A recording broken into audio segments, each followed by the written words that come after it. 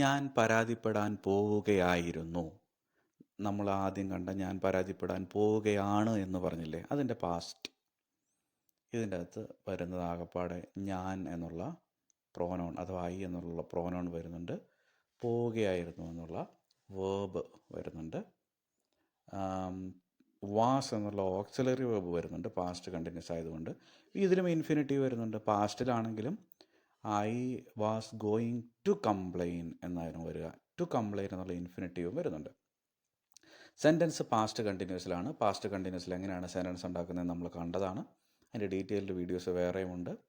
I was going to complain. Complain എന്നാണ് അതിൻ്റെ verb. ഞാൻ പരാതിപ്പെടാൻ പോവുകയായിരുന്നു. അവൻ എന്നെ ഒഴിവാക്കാൻ പോവുകയായിരുന്നു. അവൻ എന്നെ ഒഴിവാക്കാനായിരുന്നു പ്ലാൻ. എനിക്ക് മനസ്സിലായി എന്ന് നമ്മൾ പറയില്ലേ. ഇതെങ്ങനെയാണ്? മുമ്പിലത്തെ പോലെ തന്നെ സെൻറ്റൻസ് ആണ്. ഇവിടെയും അവൻ അഥവാ ഹി എന്നുള്ള പ്രോനൗണും പോവുകയായിരുന്നു എന്നുള്ള വേർബും ഉണ്ട്. പിന്നെ ടു അവോയ്ഡ് എന്നുള്ള ഇൻഫിനിറ്റീവും വരുന്നുണ്ട്. ഒഴിവാക്കുക, to avoid. Auxiliary verb he ആയതുകൊണ്ട് വാസ് ആണ് വരിക. പാസ്റ്റ് കണ്ടിന്യൂസ് ടെൻസ് ആണ്. സെൻറ്റൻസ് എങ്ങനെയാണ് ക്രിയേറ്റ് ചെയ്യുന്നത് നമുക്കറിയാം. വാസ് അല്ലെങ്കിൽ were, first form plus ING. എങ്ങനെയായിരിക്കും സെൻറ്റൻസ് വരിക?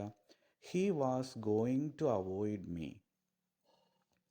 അവൾ എന്നോട് ക്ഷമിക്കാൻ പോവുകയായിരുന്നു. അപ്പോഴാണ് വേറെ ആരും അതിൻ്റെ അടുത്ത് ഇടം കൊരട്ടത്. അവൾ ക്ഷമിക്കാൻ പോവുമായിരുന്നു. അവൾ എന്നുള്ള പ്രോനൗണുണ്ട്, വീണ്ടും പോവുകയായിരുന്നു എന്നുള്ള വേർബുണ്ട്. വേറെ എന്താണ് ഇതിലുള്ളത്? ഇൻഫിനിറ്റീവ് ഉണ്ട്. ടു ഫൊർഗീവ്, ക്ഷമിക്കാനായി പോവുകയായിരുന്നു. അവളായതുകൊണ്ട്, ഷീ ആയതുകൊണ്ട് വാസ് തന്നെയാണ് വരുന്നത് ഓക്സിലറി വേർബായിട്ട്. സെൻറ്റൻസ് പാസ്റ്റ് കണ്ടിന്യൂസ് തന്നെയാണ്. She was going to forgive me.